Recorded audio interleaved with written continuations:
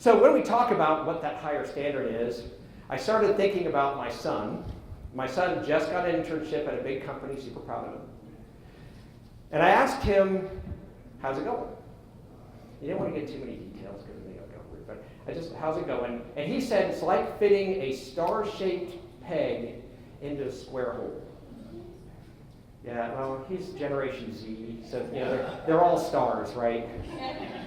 But he said it's like fitting a star-shaped peg into a square hole, and I thought, well, that sounds a lot like a great metaphor for what we think about when we think traditional learning, right? Okay, so you've got your organization, and you've got this hole, and so we go out and we try to find somebody who fits in that hole, and we find these candidates, and let's take the one in the middle because he kind of looks like he fits the most, right? Well, the first thing we know as HR people is they might look like that on their resumes, but do they really look like that when we find we're like that, right?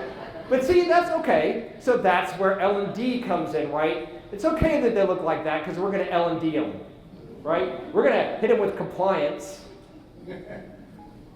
right? I'm going to try not to get on my soapbox because I could go on and on about what we do with compliance, but I'll sprinkle that in.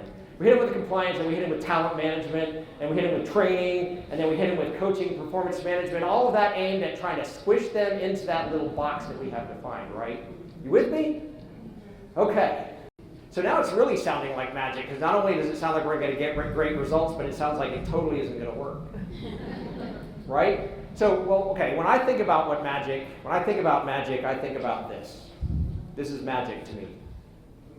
So when you look at this actually has the power to capture people's imagination and ideas and spread across the globe and share it with other people. And there was a time when this held my whole life.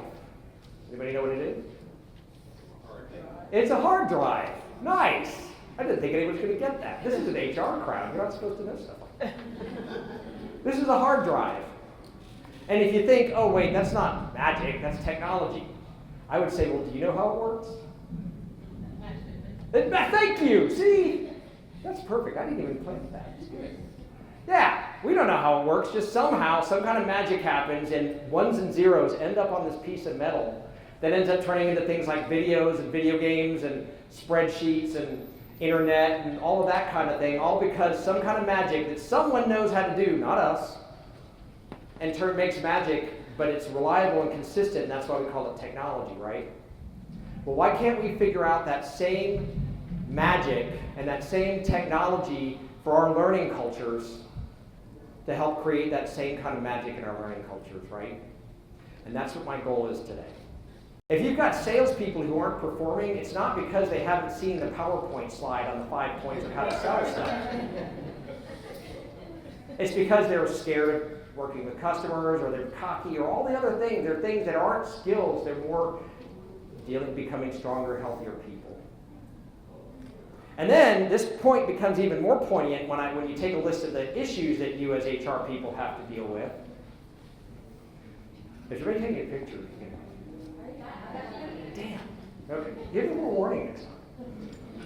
When you take a look at the issues that we normally deal with, it makes that point even more poignant. To give you an example, people who are healthy, strong, healthy people do not discriminate and harass and bully. People discriminate and harass and bully because they are not healthy people. And if you truly want to build diversity, equity, inclusion, and belonging, you need to be thinking more about how to help people optimize their real potential, and you need to be talking about how to have real, truthful conversations in your company. Otherwise, it's not going to work. Believe in the potential of our people. And I'm talking not just in that high potential that you just hired and you know that person's going to do great. And I'm not talking about that person who's flying up the management, you know they're going to be the superstar. It's easy to believe in their potential. I'm talking about that person who just can't seem to do very well in their performance reviews ever. And I'm even talking about that person who's the bully and the harasser and the discriminator who you just keep having to struggle with because you need to believe in their potential to be better also. And this is going to take a really big mindset shift for us, right? But if you see people for their potential rather than for who you are currently think they are, magic happens.